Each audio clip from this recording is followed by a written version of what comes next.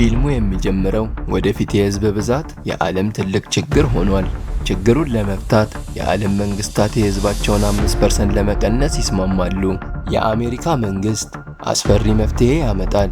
ሁሉም ተማሪዎች በየአንድ ዓመት የሀገር አቀፍ ፈተና መውሰድ አለባቸው። የሚወድቁት ግን ይገደላሉ። መጀመሪያ የምናገኘው ሳይመንን ነው። ለነገው ፈተና በጣም ተጨንቆ እየተዘጋጀ እናየዋለን። ጓደኛው ሌና እያስጠናቸው ቢሆንም ሳይመን ዝግጁ እንዳልሆነ ያውቃል። በፍርሃት ተውጦ እንዲያጭበረብር እንድትረዳው ጠይቆ ገንዘብም ይሰጣታል። ከትንሽ ማመንታት በኋላ ሌና በፈተና ወቅት መልሶችን የሚያሳይ ዘመናዊ የአይን ሌንስ በድብቅ ትሰጠዋለች። ሌላ አማራጭ ስለሌለው ሳይመን ይቀበላታል። በሌላ በኩል የአገር ገዢው ልጅ የሆነው ብሌክን እናያለን። ለሩጫ እንደሚወጣ ለጠባቂዎች ይነግራቸዋል። ነገር ግን የአባቱን ቤት አጥር ዘሎ ከፍቅረኛው ኤሊ ጋር ለመገናኘት ይሄዳል። ሁለቱ በመኪና ውስጥ ተቀምጠው ስለ ነገው ፈተና ያወራሉ።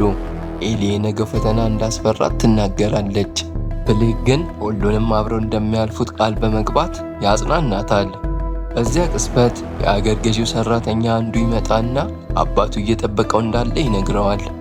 ወደ መኖሪያ ቤቱም ሲመለስ ገዢው ሬዲንግ በጣም ተናዷል። የነገው ፈተና የልጁን የወደፊት ህይወት እንደሚወስን ነግሮት ጊዜውን እንዳያባከንና ትኩረቱን ፈተናው ላይ እንዲያደርግ ይነግረዋል። ከፈተናው 3 ሰዓት በፊት ተማሪዎች ወደ ፈተና ማዕከሉ መድረስ ይጀምራሉ። በዚያን ጊዜ ብሌክ ሌናን ፈልጎ ያገኛትና ተማሪዎች ፈተናውን እንዲያልፉ የሚረዳ ሌንስ እየሸጠች እንደሆነ እንደሰማ ይነግራታል። ካላትም እንድትሸጥለት ይጠይቃታል። ነገር ግን እሷ ሽጣ እንደጨረሰች ተነግረዋለች። ብሌክም ሌላ አማራጭ እንደሌለው ይገነዘባል። ከጥቂት ደቂቃዎች በኋላ ኬለን የተባለ ተማሪ ከሌና ጋር ይመጣል። ኬለን በሃኪንግ የተካነ ልጅ ሲሆን የከፍተኛ የመንግስት ባለስልጣን ልጅም ነው። በስልኩ የአባቱን የመንግስት መለያ በመጠቀም ሲስተሙን ይጠልፋል። እናም በፈተና ማዕከሉ ያሉትን የደህንነት ካሜራዎችን በቀጥታ ማየት ይጀምራል። በዚህ ጊዜ ትልቅ ሁከት ይፈጠራል። በድንገት አንድ ተማሪ ወደ ፈተና አዳራሹ የማጭበርበሪያ መሳሪያ ለማስገባት ሲሞክር ይያዛል። የደህንነት ኃይሎች እንዳገኙት ሲያውቅ ሮጦ ለማምለጥ ይሞክራል። ጠባቂዎቹም ወዲያውኑ ያሳዱታል። ኬለን በስልኩ ያለውን የደህንነት ካሜራ በመጠቀም ሁሉንም ክስተት በቀጥታ ይከታተላል። ክስተቱንም ለሌና እያሳየ ለአንዲት የዜና ዘጋቢ ይልካል። ጋዜጠኛዋ በመንግስት የፈተና ስርዓት ላይ ማስረጃ እንደምትፈልግ ለሌና ይነግራታል። በዚህ ጊዜ ሳይመን በጭንቅ ወደ ፈተና አዳራሹ እየሄደ እናገኘዋለን። አንድ ሰው በድንገት ይገጨዋል እና ህገ ወጥ የሆነው የአይን ሌንስ መሬት ላይ ይወድቅበታል። በድንጋጤና በጭንቀት መፈለግ ይጀምራል። ግን የደህንነት ኃይሎች ሁሉም እንዲንቀሳቀሱ ስለሚያዙ ትቶት ለመሄድ ይገደዳል። ብዙም ሳይቆይ ሁሉም ተማሪዎች ወደ ፈተና አዳራሹ ይገባሉ። አንድ ተቆጣጣሪ እንኳን ደህና መጣችሁ ብሎ ህጎቹን ያስታውሳቸዋል። ፈተናው ለ2 ሰዓታት ይቆያል። መነጋገርም ሆነ ማጭበርበር ፈጽሞ የተከለከለ ነው። ህጎቹንም የሚጥስ ከባድ ቅጣት ይጠብቀዋል። እያንዳንዱ ተማሪ ታብሌት ይቀበልና ፈተናው ይጀምራል። ከ2 ከባድ ሰዓታት በኋላ ፈተናው ይጠናቀቃል። ከዛም ውጤቶቹ አንድ በአንድ መነገር ይጀምራሉ። ብሌክና ኤሊ እጅ ለእጅ ተያይዘው በጭንቀት ሲጠብቁ ስማቸው የተጠራ ተማሪዎች በደህንነት ኃይሎች ተወስደው ይሄዳሉ። አንዳንዶች በፍርሃት ለማምለጥ ይሞክራሉ፣ ግን በፍጥነት ተይዘው ተደብድበው ይወሰዳሉ። ስሙም መጠራት ቀጥሏል። በመጨረሻም የኤሊ ስም ይጠራል። ብሌክ አይኑ እያየ ጋርዶቹ ፍቅረኛውን ይዘዋት ይሄዳሉ። ከወጡም በኋላ ሌና ወደ ወደቁት ተማሪዎች ትመለከታለች። እናም ሳይመንን ከመካከላቸው ታያለች። ከፈተና ማዕከሉ ውጭ ብሌክ ወዲያውኑ ለአባቱ ደውሎ ኤሊን እንዲያድናት ይለምናል። አባትየው ብሌክን በማለፉ እንኳን ደስ አለ ብሎ ቢነግረውም ስለ ኤሊ ግን ምንም ማድረግ እንደማይችል ይነግረዋል። ብሌክ ኤሊን እንደሚያፈቅራት ቢናገር እንኳን አባቱ ምንም ማድረግ እንደማይችል ይነግረዋል። ይሄን ለመቀበል ፈቃደኛ ያልሆነው ብሌክ ወደ ጠባቂዎቹ ይሮጣል። 2 ጠባቂዎችን ከመታ በኋላ ኤሊን እንድትሸሽ ይነግራታል። ለአንድ አፍታ ያመለጡ ቢመስልም ግን ተጨማሪ ጠባቂዎች በፍጥነት ይከቧቸዋል። ብሌክንም ይይዙታል። ኤሊን ትወሰዳለች። ከ1 ዓመት በኋላ መንግስት ሌላ ዙር ፈተና ለመፈተን ዝግጅቱን ጨርሷል። ይህን ጊዜ ሌና ታናሽ እህቷ ኮሪን ለመጀመሪያ ፈተናዋ እያዘጋጀቻት ነው። የሚወድቁ ተማሪዎች ምን እንደሚደርስባቸው ስለምታውቅ እሷን ለመርዳት የምትችለውን ሁሉ ታደርጋለች። በዚህ ጊዜ ብሌክ በድብቅ አንድ ቪዲዮ መልእክት ይቀርጻል። በቀጥታ ካሜራውን እየተመለከተ ይህን ቪዲዮ የምታዩ ከሆነ ምናልባት እኔ ሞቻለሁ ይላል። ቀጥሎም ብሌክ አባቱ ሰዎች ሁሉ የፈተናው ስርዓት ፍትሃዊ እንደሆነ እንደሚያምኑ እንደሚፈልግ ይናገራል። ነገር ግን ዛሬ ያ ሁሉ ውሸት መሆኑን እንደሚያሳይ ይናገራል። ብሌክ ሆን ብሎ የዛሬውን ፈተና እንደሚወድቅ ይናገራል። እንዲሁም አባቱ የፈጠረው ስርዓት የራሱን ልጅ ሲያጠፋ እንዲመለከት እንደሚያደርገው ይናገራል።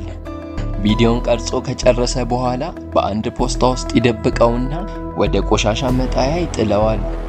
ከዛም ወደ ፈተና ማዕከሉ ይሄዳል። ነገር ግን ከአባቱ የደህንነት ጠባቂዎች አንዱ ሙሉውን ጊዜ በድብቅ እየተከታተለው እንደነበር አያውቅም።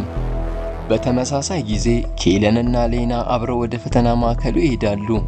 ይህ የመጨረሻ ፈተናቸው እንደሆነም ያወራሉ። ብዙም ሳይቆይ የገዢው የደህንነት ቡድን የብሌክን ቪዲዮ ከቆሻሻ መጣያ ውስጥ አውጥቶ በቀጥታ ለገዢው ሬዲንግ ያደርሳል። ገዢው ሬዲንግ ቪዲዮውን ሲመለከት ብሌክ ፈተናውን ሆን ብሎ እንደሚወድቅ ይመለከታል። አባትየውም በቁጣ ወንበሮችን መሰባበር ይጀምራል። በቅርቡ ፈተናዎች ይጀምራሉ። በሌላ ክፍል ውስጥ ኮሪን ጨምሮ ታናናሽ ተማሪዎች ታብሌታቸውን ተቀብለው ጥያቄዎችን መመለስ ይጀምራሉ። በፈተናው መሃል አንድ የፈራ ተማሪ እጁን ያነሳና መልሱን እንደማያውቅ በመናገር መምህሩን እንድትረዳው ይለምናል። ነገር ግን መምህሯ ተማሪዎችን መርዳት ከሕግ ውጪ መሆኑን ከመናገር ውጭ ምንም ማድረግ አልቻለችም። ፈተናው ከተጠናቀቀ በኋላ መምህሯ ውጤቶችን ማንበብ ትጀምራለች። የሕፃኑ ልጅ ስምም ከሌሎች ጋር ይጠራል። እናም የደህንነት ኃይሎች ወዲያውኑ ይወስዱታል። ከጥቂት ጊዜ በኋላ የትላልቆች ተማሪዎች ተራ ይደርሳል። ብሌክ እንዳቀደው ሁሉንም ጥያቄዎች ሆን ብሎ በስህተት ይመልሳል። 2 ሰዓት ከተጠናቀቀ በኋላ ውጤቶቹ መገለጽ ይጀምራሉ። ብሌክም ይጠብቃል፣ ነገር ግን ስሙ ፈጽሞ አይጠራም። በምትኩ የሌና ስም ከወደቁት ተማሪዎች መካከል ይጠራል። በድንጋጤ የተዋጠችው ሌና ወደ ወደቁት ተማሪዎች ለመቀላቀል ትገደዳለች። ጠባቂዎቹ ሌናን ሊወስዷት ሲሉ ከመምህሮቿ አንዷ በፍጥነት መታ የፈተና ውጤቱ ላይ ስህተት እንዳለበት ትናገራል። ምክንያቱም ሌና በመላው ትምህርት ቤት ካሉት ተማሪዎች በጣም ብልህና ጎበዝ ተማሪ አንዷ እንደሆነች ትናገራለች። ጠባቂዎቹ ግን ለመስማት ፈቃደኛ አይደሉም። መምህሯ ወደ ኋላ እንድትመለስ ያዛሉ። መምህሯ ከመሄዷ በፊት ግን ማንም ሳያስተውል ትንሽ ቁልፍ ለሌና ትሰጣታለች። በዚህ ጊዜ ገዢው ሬዲንግ በቴሌቪዥን ላይ ንግግር እያደረገ ይገኛል። የፈተና ስርዓቱ ፍትሃዊና ለማህበረሰቡ አስፈላጊ መሆኑን በኩራት ይናገራል። ይህን ንግግር በቴሌቪዥን የሚመለከተው ብሌክ የበለጠ ይቆጣል። ፈተናው የተጭበረበረ እንደሆነ ማጋለጥ እንዳለበት ይሰማዋል። የወደቁትም ተማሪዎችም ወደ ሌላ ክፍል ይወሰዳሉ። ጠባቂዎቹ ልብሳቸውን እንዲያወልቁ ያዙና ተመሳሳይ ዩኒፎርም ይሰጧቸዋል። በዚያው ጊዜ ያለፉት ተማሪዎች በሌላ ክፍል ውስጥ እየተደሰቱ ነው። ሌላ ስኬታማ የፈተና ቀን እንደተጠናቀቀ በማመን እያከበሩ ነው። ነገር ግን ብሌክ ሁሉንም ነገር ሊቀይር ነው። በድብቅ መተላለፊያዎች ውስጥ እየተንቀሳቀሰ ወደ ደህንነት መቆጣጠሪያ ክፍል ይደርሳል። አንድ ጠባቂ ያቆመውና ለምን እንደመጣ ይጠይቀዋል። ብሌክ ሳይዘገይ ጠባቂውን ያጠቃዋል። ወደ ደህንነት መቆጣጠሪያ ክፍልም ይደርሳል። ይህ የመጨረሻ ዕድሉ እንደሆነ እያወቀ የህንፃውን አጠቃላይ የኤሌክትሪክ ኃይል ያቋርጠዋል። በቅጽበት ሁሉም መብራቶች ይጠፋሉ። መላው ህንፃ በጨለማ ውስጥ ይዋጣል። በዚያን ጊዜ የወደቁት ተማሪዎች በወንበር ላይ ታስረው ሳሉ ጠባቂዎቹ መርፌዎቹን አዘጋጅተው እነሱን ሊወጉ ተዘጋጅተዋል። ነገር ግን የኤሌክትሪክ መቋረጡ ሁሉንም ወደ ትርምስ ይለውጠዋል። በዚህ ብጥብጥ ውስጥ ብዙ ተማሪዎች ለማምለጥ ይሞክራሉ። አንዳንዶቹ ወዲያውኑ ተይዘው ሲደበደቡ፣ ሌና ግን መምህሯ የሰጠቻትን ቁልፍ በመጠቀም ማንም ሳያያት በድብቅ ታመልጣለች። በዚህ ጊዜ ሌና ከህንፃው ለማምለጥ መንገድ እየፈለገች በጨለማ መተላለፊያ ውስጥ ትሮጣለች። በዚህ ጊዜ ሌና ከህንፃው ለማምለጥ መንገድ እየፈለገች በጨለማ መተላለፊያ ውስጥ ትሮጣለች። በድንገት አንድ ጠባቂ አይቷት ያጠቃታል። ነገር ግን ብሌክ ደርሶ ጠባቂውን ራሱን እስኪስት ድረስ ይመታዋል። በመጨረሻም ሁለቱ እንደገና ይገናኛሉ። ሌይና እሷ ፈጽሞ ፈተናውን ልትወድቅ እንደማትችል ለብሌክ ትነግረዋለች። ብሌክም ይሰማታል። እሱም ሁሉንም ጥያቄዎች ሆን ብሎ በስህተት እንደመለሰ ይገልጻል። ሆኖም ስርዓቱ የገዢው ልጅ ስለሆነ አልፏል ብሎ እንደመዘገበው ይናገራል። በዚህ ቅጽበት ሁለቱም አንድ እውነታ ይረዳሉ። ፈተናው ማን እንደሚኖር ወይም እንደሚሞት አይወስንም። ውጤቶቹ በውስጥ ሰዎች የተጭበረበሩ ናቸው። እነሱም ይህንን የመንግስት ሚስጥር ለማጋለጥ ይስማማሉ። ብሌክና ሌና ተጨማሪ ንጹሃን ተማሪዎች ከመጥፋታቸው በፊት አብረው ለመስራት ይወስናሉ። በዚህ ጊዜ የደህንነት ኃይሎች ሌሎች ሊሸሹ የሞከሩ ተማሪዎችን ሁሉ ይይዛሉ። የጠፋችው አንድ ሰው ብቻ ናት። ሌና እንዳመለጠች ሲረዱ የደህንነት ኃላፊው ሁሉም ጠባቂዎች በመላው ህንፃ ውስጥ እንዲፈልጓት ያዛል። ቴክኒሽያኖችም የኤሌክትሪክ ኃይሉን ለመመለስ በትጋት ይሰራሉ። አደናው በይፋ ተጀምሯል።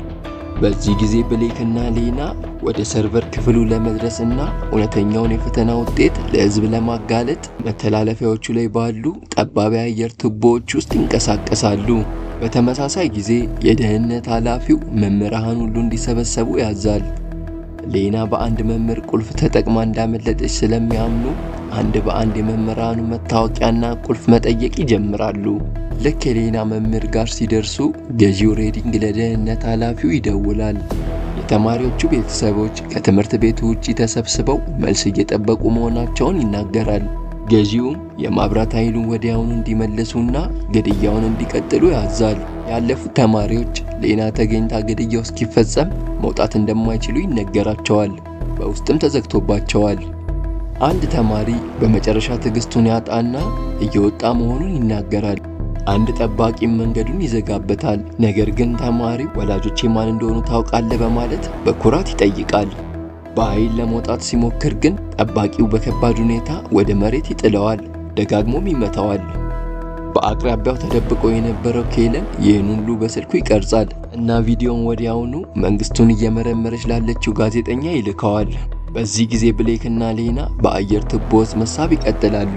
በድንገት ከሌና ኪስ ውስጥ የተደበቀው ቁልፍ ተንሸራቶ ከቱቦ ውስጥ ወድቆ ከታች ባለው ጠባቂ የፊት መሬት ላይ ይወርዳል።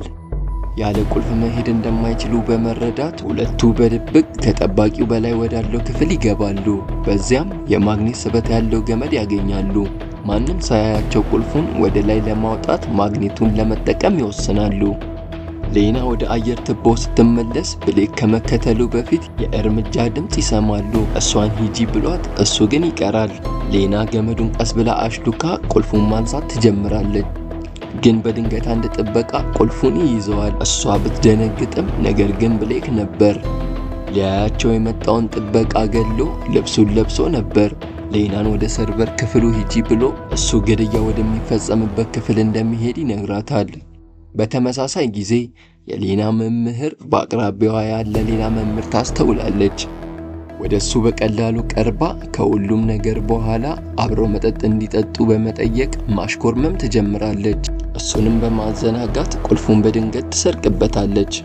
ከጥቂት ጊዜ በኋላ ጠባቂዎቹ መምህራን በድጋሚ ወደ መስመር እንዲመለሱ ያዛሉ እና ቁልፎቻቸውን መፈተሽ ይቀጥላሉ። የሌና መምህር ስትጠየቅ የሰረቀችውን ቁልፍ ትሰጠዋለች። ነገር ግን ሌላኛው መምህር ቁልፉን እንዲያሳይ ሲጠየቅ እንደጠፋበት ይናገራል። ጠባቂዎች ወዲያውኑ ሌና እንድታመልጥ ረድቷታል ብለው ይጠረጥሩታል። ሌና የት እንደሆነች እየጠየቁ በጭካኔ ይደበድቡታል። እሱ ግን ምን እያወሩ እንዳለ አያውቅም። ከዚያ ብዙም ሳይቆይ የህንፃው ኤሌክትሪክ በመጨረሻ ይመለሳል። በዚህ ጊዜ ሌና በመጨረሻ ወደ ሰርቨር ክፍሉ ትገባለች። ነገር ግን የመንግስት ሲስተም ብቻዋን ልትጠልፍ አትችልም። ከዚያ ኬለንን ታስታውሳለች። በድብቅም የእርዳታ መልእክት ትልክለታለች። ኬለንን በሃኪንግ ችሎታው ተጠቅሞ ወደ ሲስተሙ እንድትገባ ይረዳታል። ሌና መጀመሪያ ወደ ሲስተሙ እንደገባች የታናሽ እህቷን ኮሪን ውጤት ታያለች። ኮሪ አልፋለች። ተረጋግታ የራሷን ውጤትም ትፈልጋለች። 98 አስመዝግባለች። ሆኖም ሲስተሙ ወድቃለች ብሎ ያሳያል። እዚያም ፍለጋዋን ትቀጥላለች። ከእሷ በጣም ዝቅተኛ ውጤት ያመጡ ብዙ ተማሪዎች ወላጆቻቸው ሀብታም ወይም ሀያላን ስለሆኑ ብቻ አልፈዋል ተብለው መመዝገባቸውን ታያለች። ከዛም የብሌክን ውጤት ትመለከታለች። እሱ ሆን ብሎ 15 ብቻ ቢያመጣም ሲስተሙ አሁንም አልፈዋል ብሎ ያሳያል። በመጨረሻም የብሌክ ፍቅረኛ የነበረችው የኤሊን ውጤት ትፈልጋለች። ኤሊ ባለፈው ዓመት ፈተናውን አልፋ ነበር፣ ነገር ግን አንድ ሰው ውጤቷን ወድቃለች ብሎ ቀይሮታል። በዚያ ቅጽበት ሌና አስፈሪውን እውነት ትረዳለች። ይህ ፈተና በፍጹም ዕውቀት ላይ የተመሰረተ አልነበረም። መንግስቱ ለዓመታት ማን እንደሚኖር እና ማን እንደሚሞት በድብቅ ሲወስን ኖሯል። በዚህ ጊዜ ገዢው ሬዲንግ ህዝቡን ለማረጋጋት በቀጥታ ስርጭት ላይ ይታያል። ሌና ፈተናዋን በፍትሃዊ ሁኔታ እንደወደቀች ይናገራል። እሷንም አደገኛ ወንጀለኛ ነች ብሎ ይከሳታል። እንዲሁም ጠባቂዎችን እንዳጠቃችና 2 የደህንነት ኃይሎችን እንደገደለች ይናገራል። የተጨነቁ ወላጆችን ለማረጋጋት ያለፉት ተማሪዎች ሁሉ ደህና እንደሆኑና ሌና እንደተያዘች ወደ ቤታቸው እንደሚመለሱ ይናገራል። ነገር ግን ታሪኩ መፍረስ ጀምሯል። ጋዜጠኛዋ ጠባቂዎቹ አንድን ተማሪ በትምህርት ቤቱ ሲደበድቡ የሚያሳየውን የኬለንን ቪዲዮ ይደርሳታል። ወዲያው ቀጥታ ስርጭት በመግባት ለህዝብ ታጋልጣለች። በተመሳሳይ ጊዜ ሌና የተጭበረበሩትን የፈተና ውጤቶች ለኬለን ትልካለች። እሱም ወዲያውኑ ሰነዶቹን ለጋዜጠኛዋ ይልካል። ጋዜጠኛዋ እውነተኛውን የፈተና ውጤት በቀጥታ ስርጭት ላይ ስታሳይ በመላው ሀገሩ ያሉ ሰዎች መንግስቱ ለዓመታት ስርዓቱን ሲያጭበረብር እንደነበር ይደርሳቸዋል። የደህንነት ካሜራዎችን እየተመለከተ የነበረው የደህንነት ኃላፊ በድንገት ሌናን በሰርቨር ክፍል ውስጥ ያያታል።